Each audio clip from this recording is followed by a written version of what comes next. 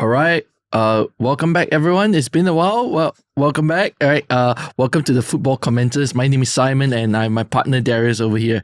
And now I know you guys haven't seen me since July. Right. I actually been to Australia, and my friend here got enlisted to national service. I have a cap now. I definitely have a cap now. Welcome to the Cap Club. So if you're wondering what's going on, right? I've been busy working, but more importantly, I've been to Australia to watch the FIFA Women's World Cup. Have you ever watched any of the games on TV? I've only seen clips of them. Okay. Of course, I think they're just as fun Yeah. as men's football. Yeah. And of course, I think you really want to share about your Australia Yeah.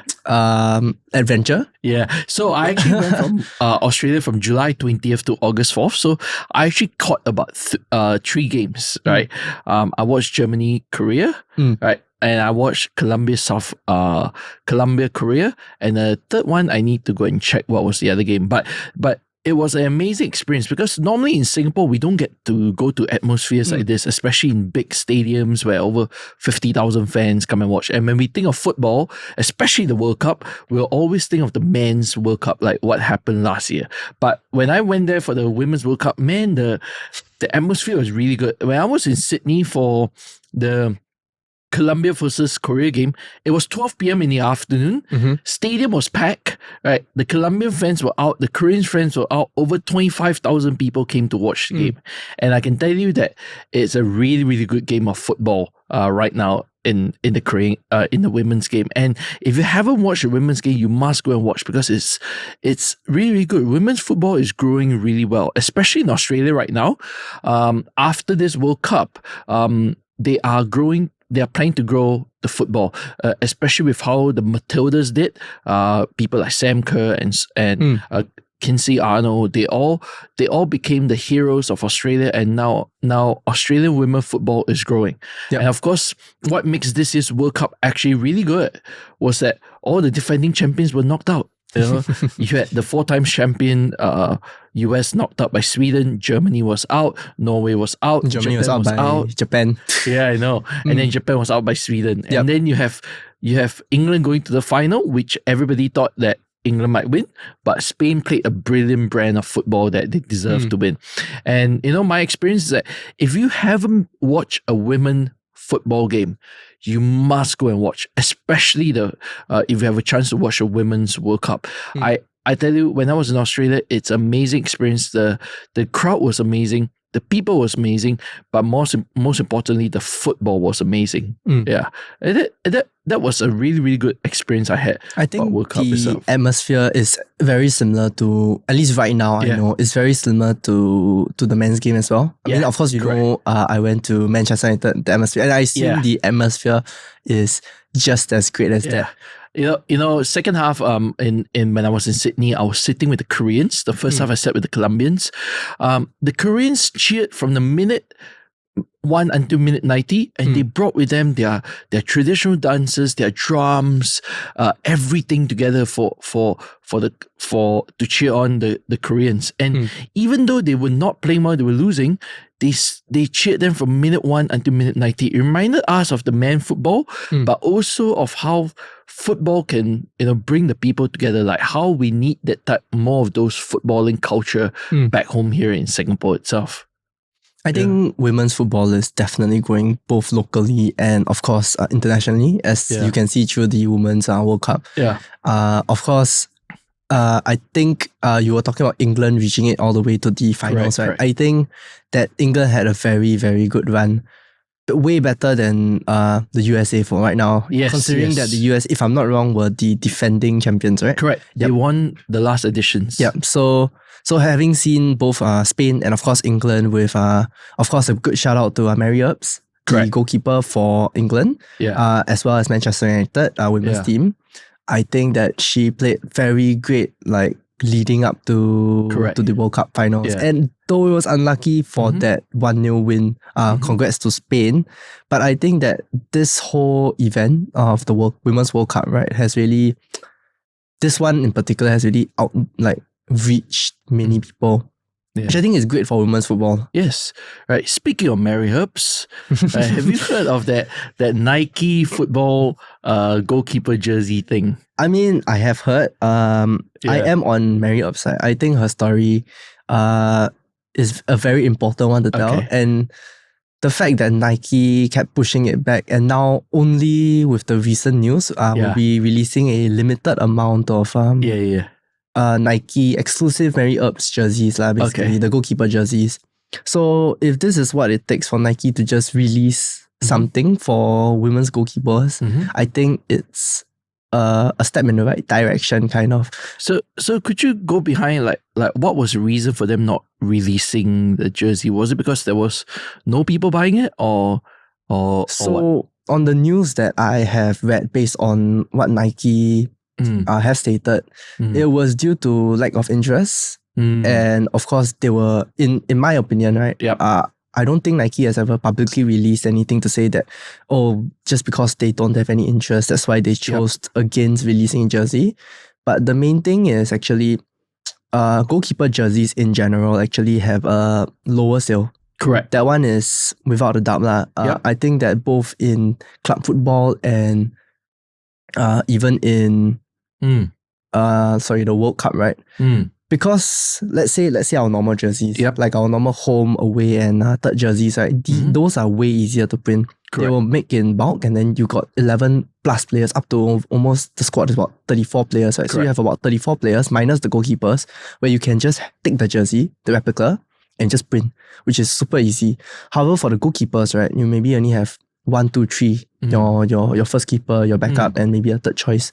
So having a specific set of jersey, like the goalkeeper jersey, and then only having 3 names being printed on, in Nike defense, for them to not release it, right, is understandable. However, in this case scenario where Mary Earps actually voiced out, where she was saying like her family members who really enjoy and wanted to buy her jerseys, I think in her defense, is good. I think that though the production costs on Nike end may not make sense, correct, in my opinion. However, I still think that people who want those like goalkeeper jerseys should always have the option to get them. And so that's my standpoint. I cannot fully blame Nike for it, because I've also went back to actually have a look at both Manchester United, specifically because they own Mary Earps. So basically, right before the Nike incident happened, right, Man United weren't really promoting Mary Earps jerseys. It was just mainly like just the normal, basically the main players' jerseys. Ella Toon, those kind lah. And number 7, of course. But the goalkeeper jerseys were never a big thing, because like I said, unless you have only this specific jersey printed for that player, correct, then you also have to sell the replicas. Yes. So very hard to have a functionality pricing, like I said, because remember, that one red jersey equals 30 players. Correct. But that one goalkeeper jersey can only equal maybe 3 players. And maybe, like I said, the ratio of people buying those red jerseys to goalkeeper jerseys don't make sense. Like for me, myself, right, as you can see that I'm wearing a Man United jersey as well. But one thing is that for me, I prefer those limited edition or rarer jerseys, like the goalkeeper jerseys, because I feel like they bring a different feel compared to your regular red jerseys. That doesn't mean that I don't buy them, but I do. But from my point of view, I understand where Nike's coming from. But there are fans who are like me, who will really just go out and buy those goalkeeper jerseys, training kits like the ones I have over here, or the third kits and so on. Is that the one I bought for you? Yes. The one in UK, right? Yes, the one you bought for me, and the pink one as well. And I could have bought any other jersey, but I bought this is because I like this type of unique kits. But speaking on the boy or goalkeeper jersey, that's why I was very happy when LCS released the goalkeeper jerseys, right? Even on Shopee as well. Now, they didn't need to do that because, like you mentioned, right, goalkeepers is only at one position and there are only 3 or 4 players doing that. But yet LCS, making most of their money from their blue and their white jerseys, still release the maroon and the green goalkeeper jerseys. Yep. And you'll be surprised that, in fact, it's actually quite a hot hit. Yep. There are many people actually buying those jerseys. Which compared to the last season where we only had the white and blue, so we didn't release. Correct. If I'm not wrong, Hassan Sani was wearing the yellow jersey at the time. So unless you receive it personally for him, you wouldn't get a chance of having the goalkeeper jersey. Correct. But I totally agree with you. In my personal opinion, I really enjoyed the maroon jersey. I think it's a great different color scheme from the regular white and blue. Of course, I still love the white and the blue, but having the maroon kind of color, give it more variation, right? Yep. I think it's a good call from LCS lah. Yes. Especially, we need to know that before this Mary Earps incident, right? Correct. Like I said, so not many people buy goalkeeper jerseys. Yes. But after this incident, right, Man United started promoting the jerseys actually, both on ads and of course their website. Yeah. Because of this incident, I think that the goalkeeper jerseys also have a big spike increase. Meaning people actually feel that, the goalkeeper heroics of Mary Earps during the World Cup. Yep. Like, heck yeah, I'm going to buy the jersey. But for the longest of times, right? Yep. I doubt anybody ever bought, like, for Man United, like a Peter Schmeichel jersey or David De Gea jersey. Correct. Even though there was, I think, 2015-16 season where he wore that black and orange one. Correct. With the Chevrolet one. I think it was only released, but only the short sleeves. So not the long sleeve jersey ones. So looking at Menu Direct right now, you can buy a Mary Earps jersey for $90. Right. Of course, they're going to increase the price. I'm talking about USD. 90 USD lah. Yeah. That's for the last season's one. This season is 133. Right. Of course, she went to the World Cup finals. Yeah. But whether she went to World Cup finals or not doesn't really matter. But more importantly, now they are actually selling kits like this, which is important because like I mentioned, there are people who want to buy jerseys like this. Rare limited edition jerseys that not everyone wants the main stuff or the main kit, or like people like me who likes the third kit. You can buy it as well. So yeah, this is a good starting point for Nike, and I feel that we should be promoting more apparel. We should be buying more women's World Cup apparel. I've been looking for the pink Japanese jersey for quite some time already, right? And those are really, really nice apparel. So it's not. And this FIFA World Cup has really shown us that, hey, women's football is growing.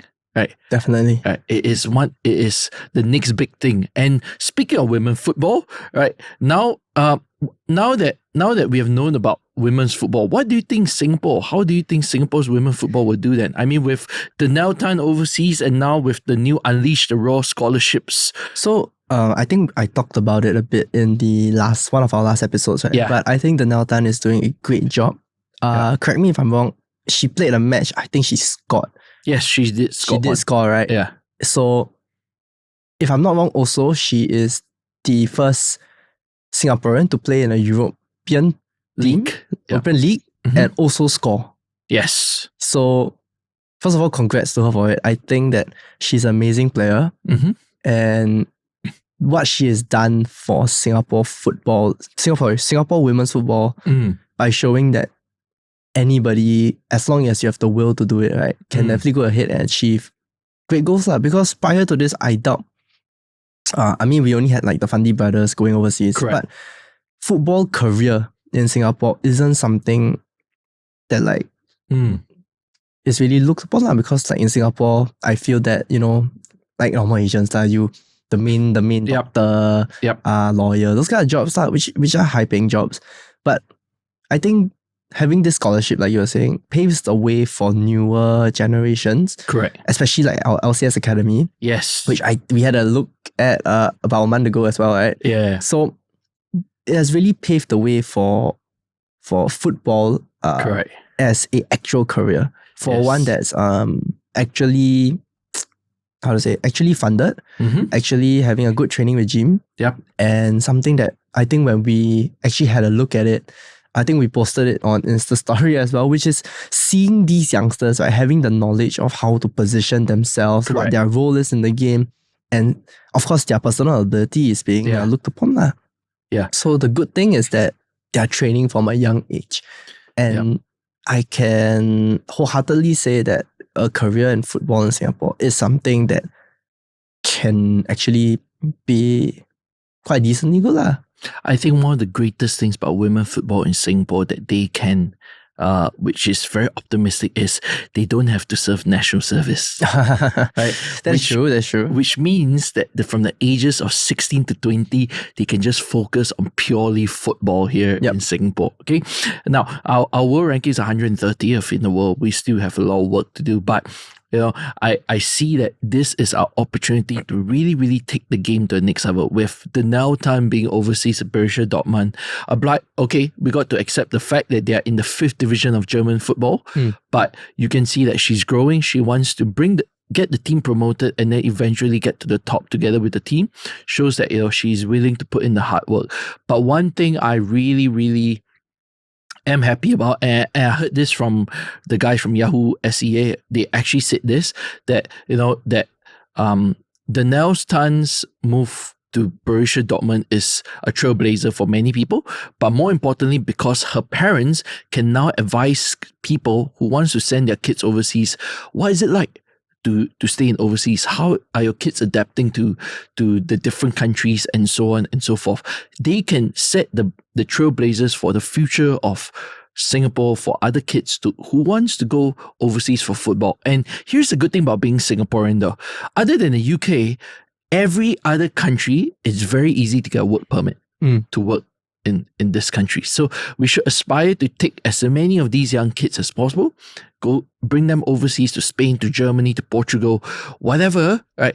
Get them football experience. And, from this scholarship, we can see that, 6 girls and 2 boys are heading over to overseas for a period of a year. And, and one of them is Uchenna Ezekwesili. Right, he played in the under 15 yesterday for the NDC, and he was really amazing. Right, he's playing on Sunday before he leaves for Monday for his year-long stint. And these are initiatives that the government, the FAS, is doing, right, to actually help us. And I can see that this is a start of a new thing. It would take us 5 to 7 years to maybe even 10 years to get this done. But looking at many of these young female footballers and young male footballers, I am very optimistic. Yeah. I think you went ahead and actually had a look at the under 15s game yesterday, right? Yes, correct. I think there's one player that you have got to rate highly, and that player is none other than Nathan Mao as well, right? Mr. Mao. Mr. Mao. I think we talked about him in one of the last podcasts as well.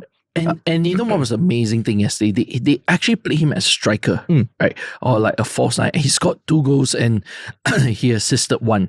He's a huge talent for a 15-year-old. Yep. He's really, really good.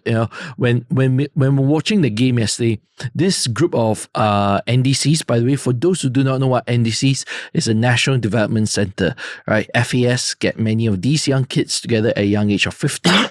To come together to play, to build chemistry, to build understanding, so that if they go through the ranks of the under 17s, the under 21s, they have the familiarity and chemistry over there. Right? For Nathan himself, this group of under 15s were all very good, very creative. The score was 3-1, right? Yes. Yep. But what was the surprising thing was they actually had tricks. One of them actually, from a corner, he did a short pass and he did a Rabona pass to his teammate in an actual game. I think when you're younger, you are able to have more freedom to try all this, because once you are reaching that prime stage, right? Correct. You can even look at Ronaldo. Correct. It became lesser about doing all these tricks. It became more about scoring the goals. But correct. Seeing all the Rabonas, all the individual skills, I think it shows youth. It really shows youth, because only youths will go ahead and try this. Correct. But also one thing that I'm about this youth that I'm optimistic about is they're technically skilled. Right? They have the skills, they have the passing ability, their passing range is quite good, and they can shoot. They can score, right? With the 3-1 yesterday win against Selangor. Yes, they are a club team and we are a national team, but you can see that they're doing well. But here's the interesting part though. Okay, so that's the part right before you say your point, right? Which is, even though Selangor is a club team, right? And we are a national team, Selangor should have more chemistry because they are a club team. Yes, but a club team is limited to what players they can have, whereas a national team has the best of all the players that you True can choose. but doesn't build chemistry if you have players that barely play with each other. Yes, but speaking about club and national team, after the game, media reports were actually saying that they should have called this game. The team that Singapore shouldn't have been a national team, should have been an LCS team, because 8 out of the 11 starters were for LCS. Which come back to it, which is you still want club players in your national team. Yes. In fact, the whole starting 11, 8 were from LCS and 3 were from Singapore Sports School. That's it. All right. The people on your bench, most of them were LCS or Singapore Sports School. One or two of them for Albrechts. That's about it. Which shows which our LCS academy is, at this point you can practically say is better than the Singapore Sports School Academy. Okay. Which prior to that, I know many people only direction into football is through the Singapore Sports School. Yeah. But right now, LCS has given this opportunity to many, many more players. Correct. Would you think that they with this under 15 team, right? I think one of the questions we should ask is, will they have a repeat of YOG 2010? When I mean the repeat, I mean is that the team did well, but after that, no one took up the team. They did have training for 2 years and so on. That's the issue, which is we have to wait and see how LCS Academy in particular handles the national service issue. Yeah. Right now, I don't think it's a national service issue, but what I feel is that more of rather that, because you think about this, you have 8 players from LCS Academy, right? Yeah. Even if they go into the LCS first team or main team, right? They can up to maybe about 19 or 18, 19, right? They will have to be drafted into the national service. Correct. Which means young lions, which we talked heavily in one of our last podcasts as well. Yeah. So one of the plans that they're doing now in LCS is firstly early enlistment, which is 16 after secondary school. They hit in, they come out at 19. They are trying to talk with MINDEF whether they can, instead of playing at Young Lions, play at LCS. Which I think we talked about it in the last one as well, which is something that happened before, which is they go back to the parent club and play, right? Yeah. Yep. Correct. So that is still in discussions, right? But looking at this under 15 teams, the vibe around it is this is a very good group of under 15 players. If they are groomed well, and the development done correctly by Singapore Sports School and LCS, 8 to 10 years down the road, we are going to have a good national team, right? But the question is, how are we going benchmarks against our other Asian teams? Because to be honest, these are all club players, right? We are playing an under 15 team.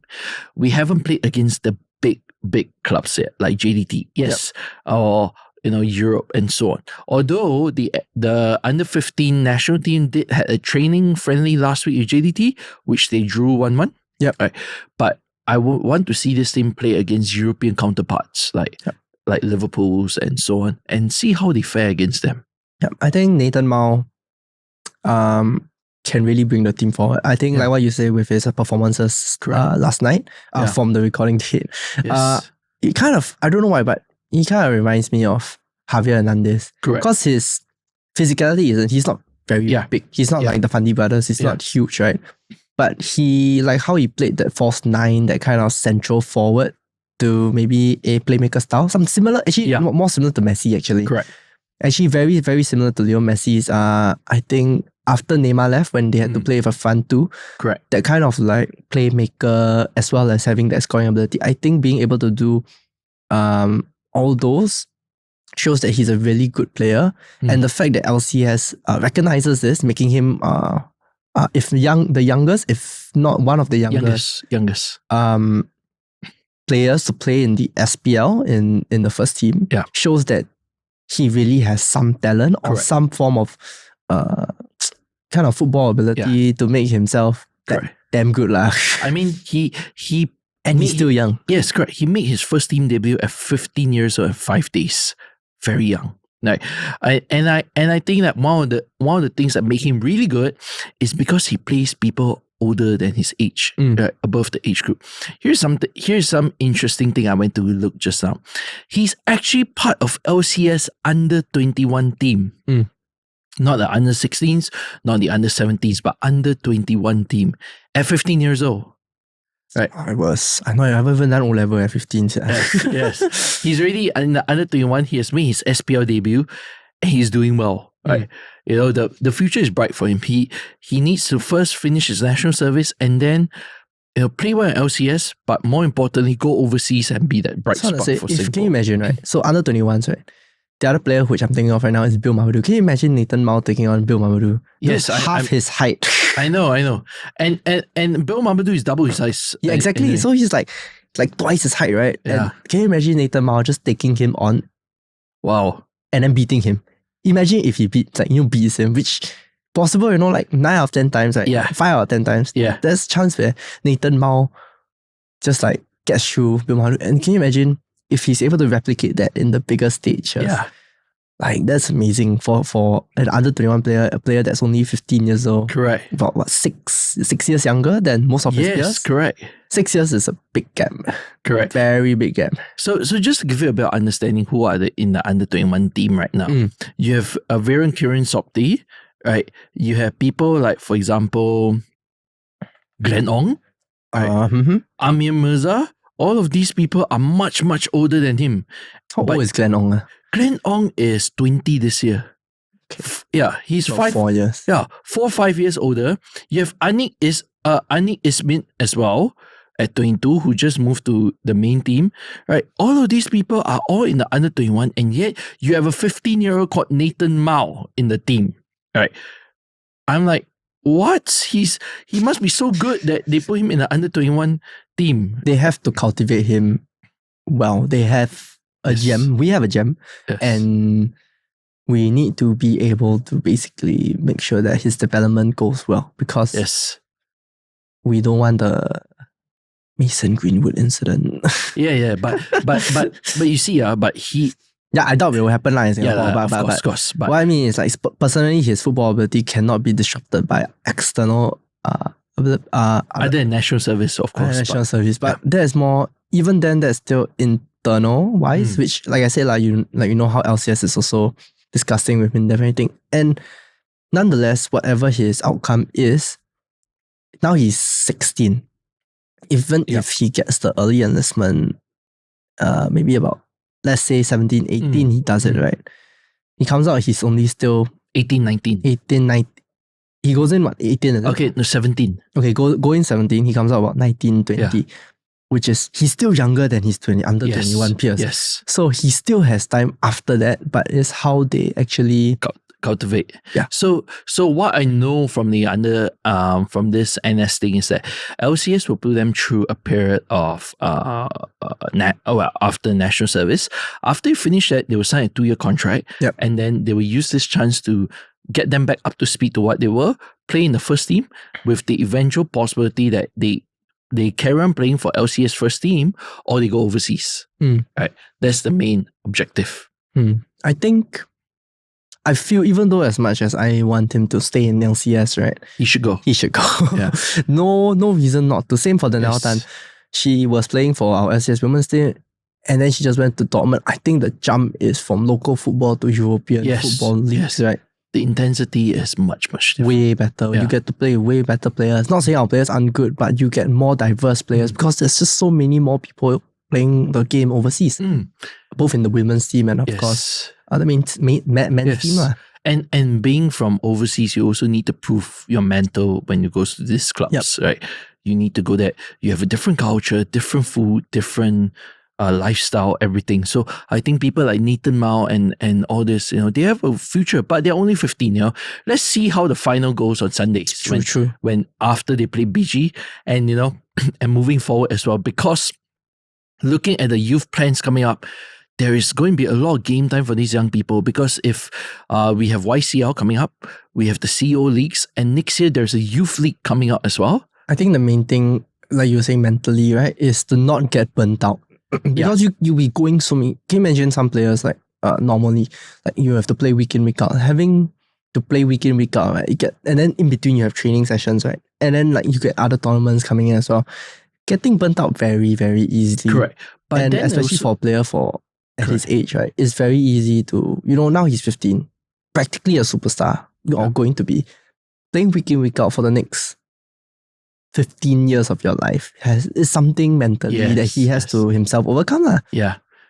But speaking about that, playing week in, week out and higher intensity, let's talk about the Asian Champions League. Right? Have you seen the draw?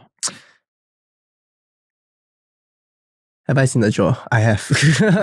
Yeah, I have. You seem surprised. Yeah, I try to remember. Because we also saw the Lions, the Lions Cup draw as well. In case you didn't get the draw, right, the Asian Champions League, we were drawn in the group with Jeonbuk, Bangkok, and Kitchee United or Kitchee FC, right? I would say that we got a decent draw, right? We didn't get the worst, but we didn't get the best as well, right? So, and then for Hougang, which is our other local side in the AFC Cup, they got PSM Makassar, Sabah, Haipong, and Hougang themselves. Looking at these draws, what do you think? Can we do well? I mean, I hope we can do. I think the first thing we have to talk about is actually we had a discussion prior to this, which was the differences from the last ACL. Yeah. Which I think you said that the team is better now. Yeah. So, I personally, initially, I thought that I prefer the last team, the last iteration of LCS under Coach Kim as well. Yep. But then after you convinced me kind of which is we have much more foreign imports, which are better Basically, foreign imports are better. You got Leon, you got Bailey Wright. Real Perez to start people. Yeah. Yeah, we got Bailey Wright. We have Pedro, and all Maxime. the Maxime as well, Diego, whoever. But I think having the foreign imports now, you're right in the team being better now, but just a stomach feeling that it just isn't, it just isn't as confident as we were last time. For some reason, it just, of course, we are heavily reliant on Maxime. Yeah. So we have to pray that he stays fit as well. Correct. She has been. But the team, though we have a very strong lineup and of course strong bench as well, and of course very strong cultivated young players, we are still on a 50-50 here. We have to do well. We have to do better at least than what we did last time. At least, in my opinion, our goal should just be to make it to the next stage first. Yeah. I think with Jeonbuk and Bangkok, they are very strong teams. Yep. As well. So it will be tough, but we really have to see how it goes. We really have to see how it goes. For Hougang, I think they have slightly harder a bit with Haifeng and of course Sabah as well. Yeah. But I think they can do well. Yes, but I think I agree on your point because what makes the previous group of Champions League really good was, one, we had no pressure because we were in as the underdogs anyway, right? It's our first ACL. But two was because we had an ACL winner as a coach who knew how to play the system, who knew how to play the game, who knew what's going on, right? So he knows how to grind the teams in a way that this is how we need to play, right? I agree. The no pressure on the first ACL, but now because we've won the SPL about 2 years ago, and we also play in the ACL, and also we brought in so many international players, right? While the objective from the club is we still want to be known as the underdogs because we by being the underdog, people don't put the pressure on us. But the pressure is there. Unfortunately, it has to be like how I listed. We have so many foreign imports now. Yeah. We also play in the ASL before. So we have players who know how to play in this tournament. And the amount of money, or at least the amount of planning that we've taken up to here, right? Okay. Right now, we are still behind our backs. We did beat them, I think once, but unfortunately, ending the season, we are still gonna be behind them. Yeah. So that's the only pressure taken off. Correct. But we cannot deny the fact that we have to do better than we had been last time. But to be fair, Rankovic plays a very good style of football. right? Very attacking, but also very tight. Yes, we lost the title by a few points, but he also came in midway through the season as well. So that's why starting this ACL tournament, he has to show something because he really had this like I would say the whole remaining of the SPL from when he joined after taking over, right? This whole stage, right, can be given to him, say, oh, it's a new manager, new style of play, new players.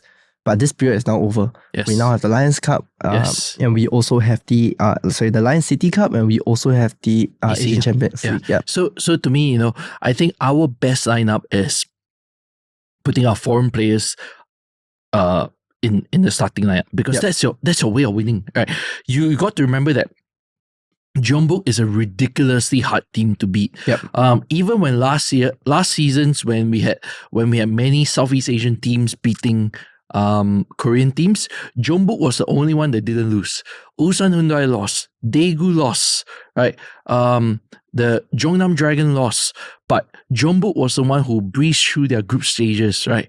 I think we can't compare that part to this season. But definitely they are a strong team. But what I meant is that Jeonbuk has always been known to be consistently good during ACL, right? Then Bangkok United, they are currently top of the Thai league, right? So we cannot underestimate them.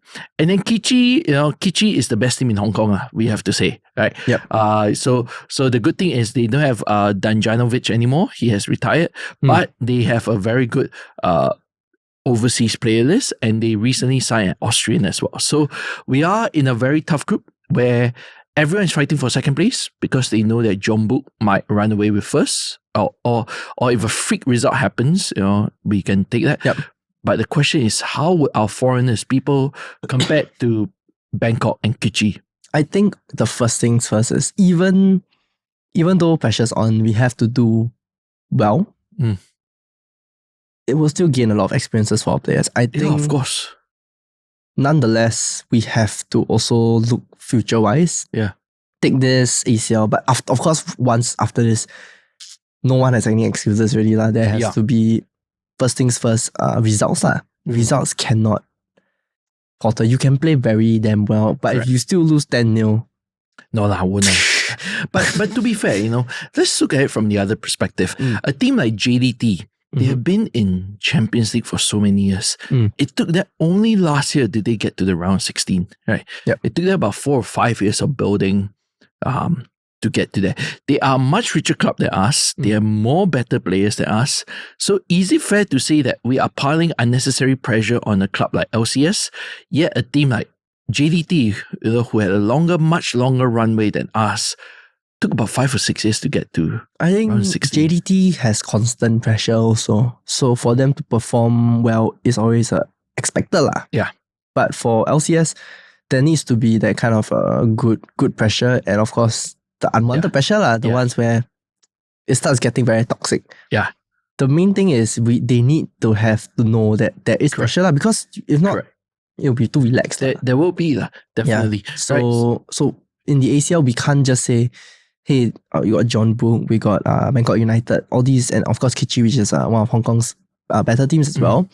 We cannot just go here and say like, hey, because we drafted with them, then we, doesn't matter how we play. But there needs to be the pressure that we need to do decently well, enough that, like me and you can say, hey, we lost to Jeonbuk, we lost to Bangkok United, touch wood, but we played well. We played like we put pressure on them. Even if we get a draw, or even if we don't make it, we need to have something to show. Rankovic needs to show something.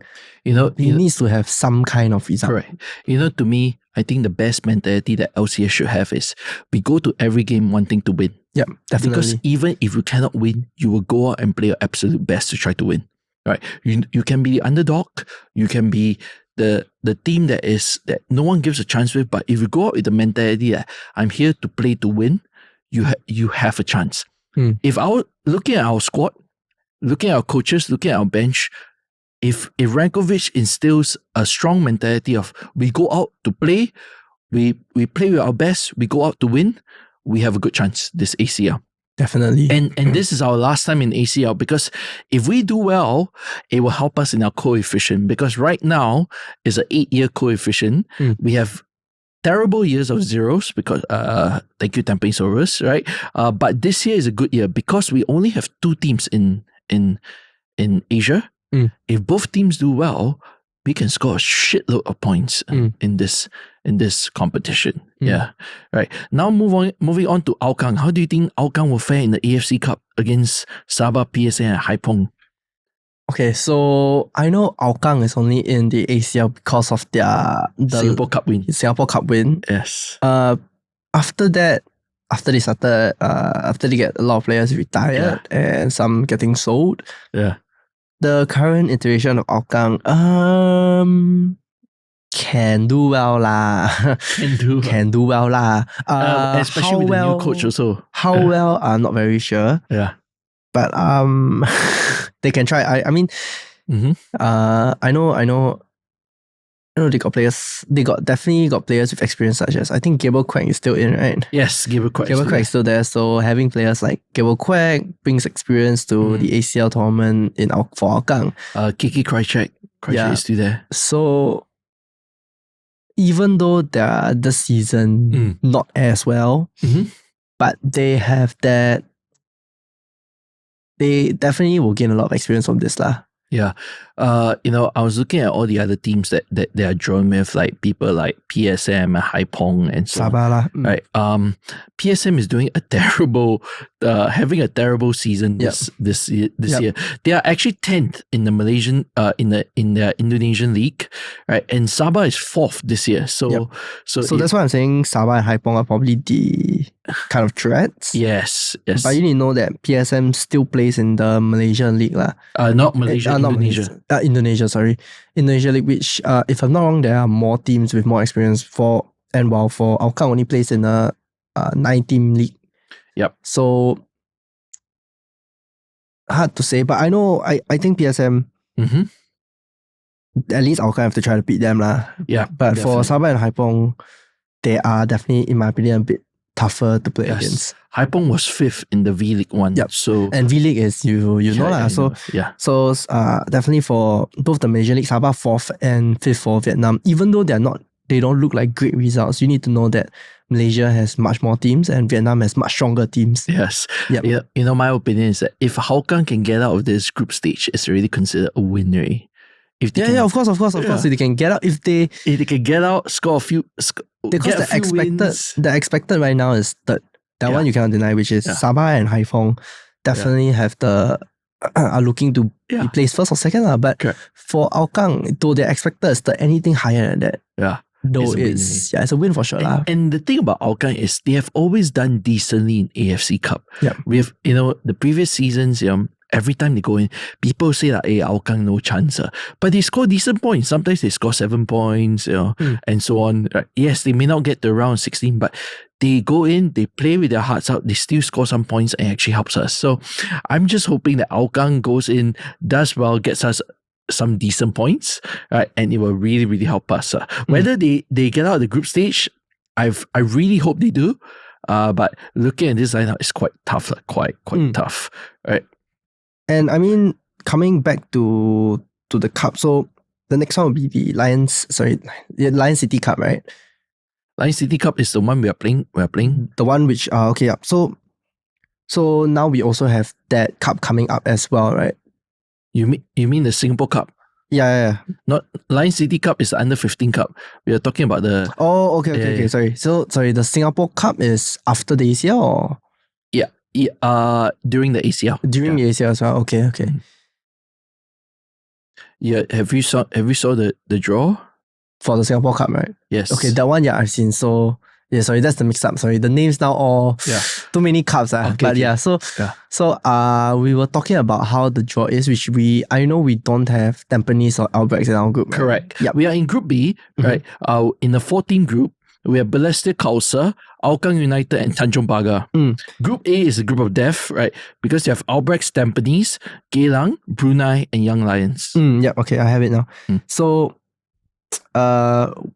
very fortunate that we don't have to play Albrechts or Tampines first. However,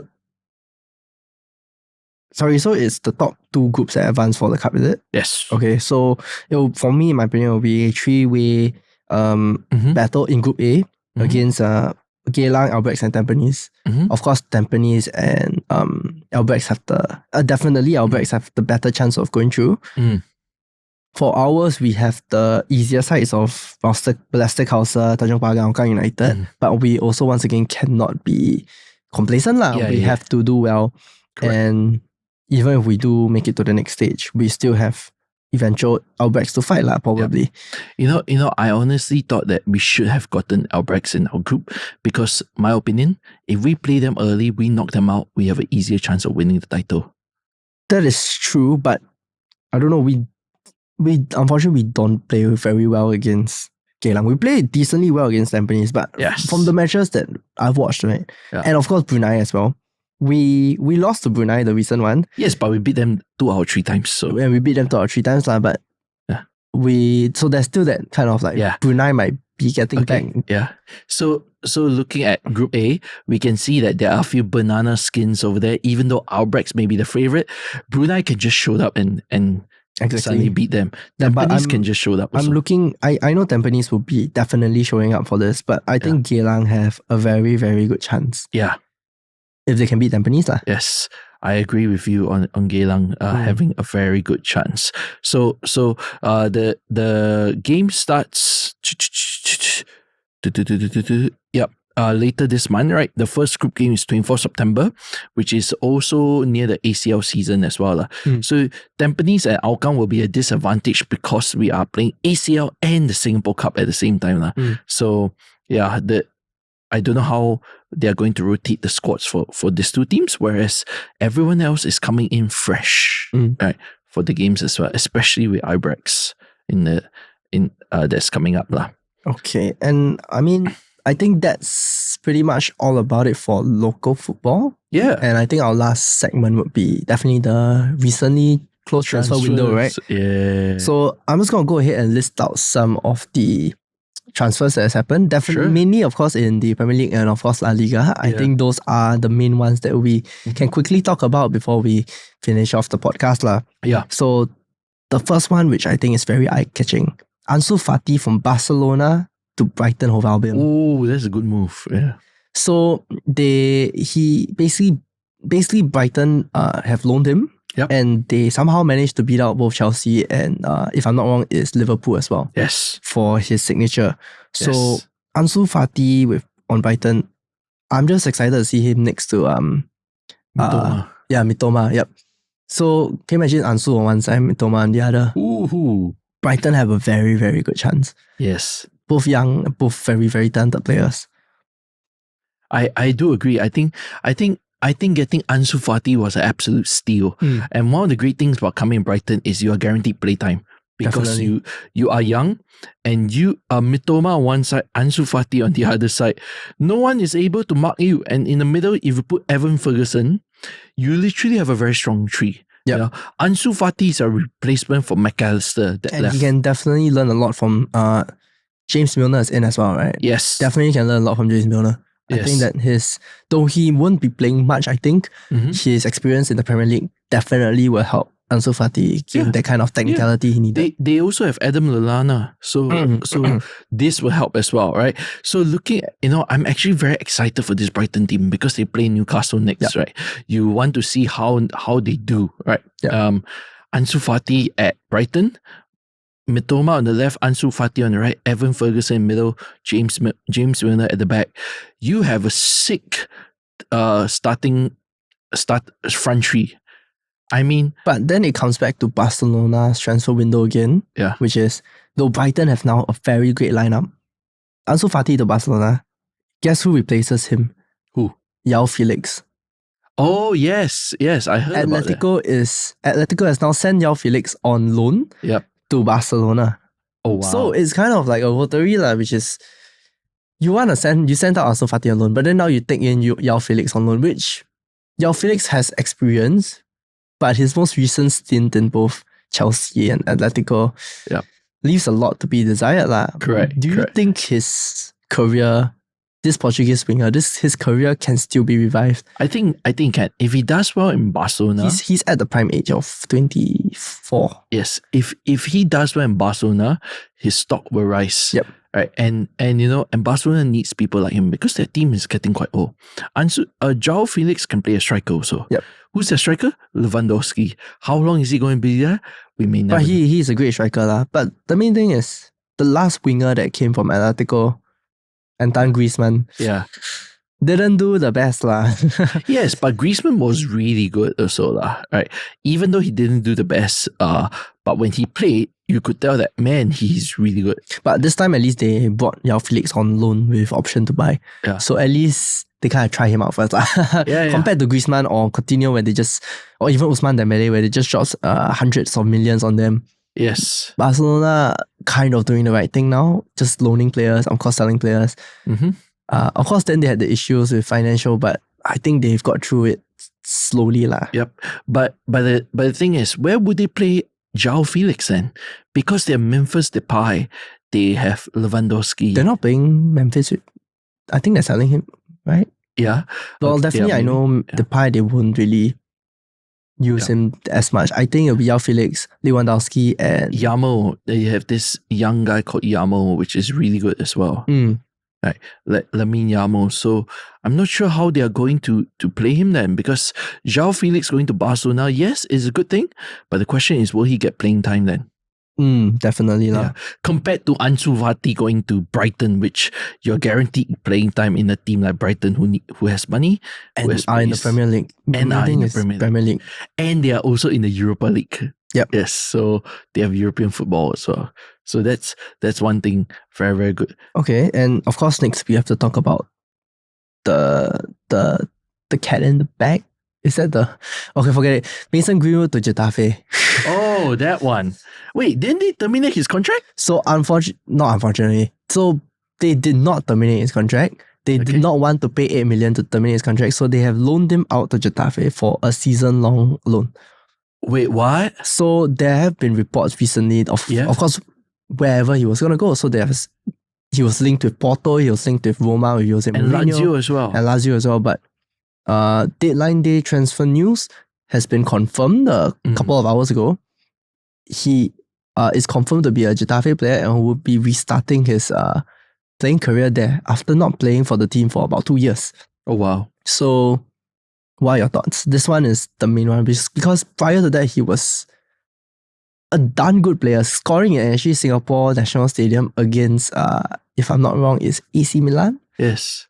I honestly think that he's a very good player. It's just his character sucks. That's it, right? But the thing is, I was even surprised that that he's still under contract with Man U. I thought that he would have It's left. a tough call. So technically, he's still a Man United player. So half of so prior to this whole issue, of course, many people are like either people should be given a second chance, and of course, if he continues to play for Man United, many fans will stop supporting the club. Yeah. Many big celebrities were also saying that as well. But the main thing is, this is the best case they could have done. Not the PR. The PR handling was terrible.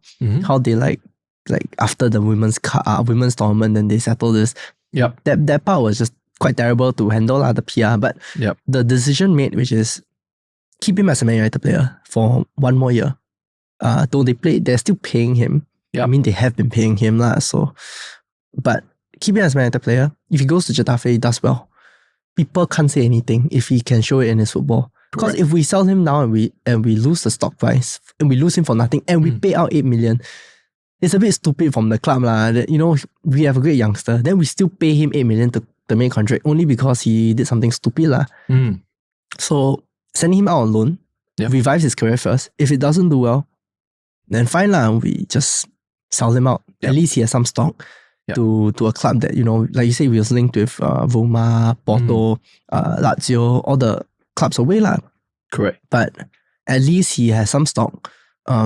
We don't lose any money. In fact, I mean, we've lost a lot already, but at least we don't continue to lose and we can kind of regain some back if we sell him a year later. And I think it's a smart move also from Getafe because they're in La Liga, right, which is no slouch of a league. If a small team were to loan Mason Greenwood and use this as an opportunity to say, hey, we need you to score goals because we want to stay in La Liga, but this is your chance to shine. Yep. And if he does really, really well, Man U next season will get a good transfer value for him. Right? Even if we don't transfer him, if he's able to show people that, hey, I'm just going to focus on football now, no more external stuff, people can give second chances, I think. Yep. And he can come back into this Man United squad, which really, really like a lethal striker. Yeah. Marcus Rashford's been doing good on the left, but he hasn't been scoring the past 4 games. Yep. Anthony Santos is 50-50 right now. He's a great player, but he's still young, needs to be cultivated. Yep. Not lethal enough yet. Lethal left leg on the right, but just not there yet. Anthony Martial needs to keep healthy. Keep healthy. He just needs to survive the stretcher. And currently he's not even scoring goals lah. And Rasmus Højlund, which is fit to play against Arsenal. Yes. Only then will we finally get a first glimpse of him. Correct. So if Rasmus does well, Rashford does well, Anthony does well, we still need backup players. And at the moment, we only have Garnacho. Yes, We've just sold Anthony Elanga. Correct. Besides that, we only have Noam Emerson. Yep. Who is in the youngster team, but which they won 10-1 against Bournemouth, if I'm not wrong. Yes, correct. But that's like for another day. But we have a good young team. But for our main team, we just need more lethality. And with all the injuries piling up, we need practically everybody lah. And so sending Greenwood out on loan revives his career, and I think it's a great. He deserves a second chance lah. Do you think that he will play tonight against Real Madrid? Or would you think that he will play the following week? I don't think he'll play. I doubt he'll play. If the transfer confirmed and he does all his medical by today only, he still has to go with the team. So I doubt he play. The most he'll get a... Well, Harry Kane played on the day after he signed, so... Harry Kane different. Yeah. You need to know this. Mason Greenwood is 2 years without playing time. Oh, that's true. In my opinion, I don't think he will start tonight. But if he does, it's probably off the bench in the last minutes. Yeah. So the good news for Getafe is after Real Madrid, if they manage to get Mason Greenwood fit and play next week, they have 1, 2, 3, 4, 5, 6, 7, 8, 9, 10, 11 games before they actually meet a team that is strong. Yep. So he can use this 11 games to get up to speed. I don't think he'll start until maybe the third, fourth game lah. Yeah, but 11... But it really depends on him. Yes. What he shows in training. Correct. And to be honest, he's very talented. But if he does well, he can actually be the top scorer for Getafe. Getafe, sorry. Yep. Right? If he can do it well, he can be the top scorer. Right? Yep. And I hope he does well. Definitely. People after a year, he gets a chance, he comes back to Man U, he becomes the good player that is. Yeah. Any other transfers? And of course, the last few ones, I'm just going to run through them because we are running out of time. But the main ones is Luke Shaw has been injured, so his replacement, Sergio Reguilon, chased by Jose Mourinho a couple of years back for Man United before he left. Then he went to Spurs, but now he's in the Man United jersey and is looking to be that left-back replacement. And I think it's a great replacement. Nice. On loan for a year. Yep. Then, with a break clause in January. And unfortunately, we have sold Dean Henderson to Crystal Palace. I wish him all the best. Yeah. Great goalkeeper. I really rated him very high, but I think it's great that he restarts his career in Crystal Palace. Yeah. Of course, for Man United specifically, our transfer window, we've also signed, once again, Andre Onana. We've also had now confirmed Johnny Evans on a season-long... Loan. Not loan, a season-long contract. Oh, yeah. Season-long contract. And Reguilon, we had Sofian Amrabat as well. That's the main one that you want to talk about as well. So Sofian Amrabat is now on a 2-year loan, if I'm not wrong. 1 year loan with an option to buy. 1 year loan with option to buy. Yeah. So coming from Fiorentina. So he's practically Fred's replacement, but Fred's replacement is also Mason Mount. So I think he's more of a replacement for Casemiro instead of Fair point. But Casemiro is still playing, but I have a feeling either one of them will play centre back. Yeah. Because right now with Varane out and Lisandro only just coming back from injury. Yeah. And our next available defender is Lindelof, followed Johnny Evans and Maguire. Yeah. So Maguire, Johnny Evans. Johnny Evans, great defender, but his age is catching up to him. Yep. Maguire, not so good, but still playing for England. So, so actually, we only have two fit first team players. So having Sofian in, Casemiro can probably play centre back alongside Lisandro Martinez, and if not, then Lindelof lah. But the need of having a third defender very important. I would see that, you know, sometimes they can play Amrabat with Eriksen, and then they can play Casemiro and Mount. You know, they can play around with that as well, right? So I'm thinking, you know, with this signing, it's going to be very interesting. The thing is, will they deploy him tomorrow against Arsenal? Sofian Amrabat? Yeah. Probably off the bench again. I think they'll start Casemiro, Eriksen, and Bruno Fernandes. Yeah, tomorrow is the big game against Arsenal at Emirates. But Rasmus Højbjerg, if he's fit, either he comes on halftime, if not he's starting. I think he has to start. Man United need an attacking threat. Martial isn't it right now. Martial cannot.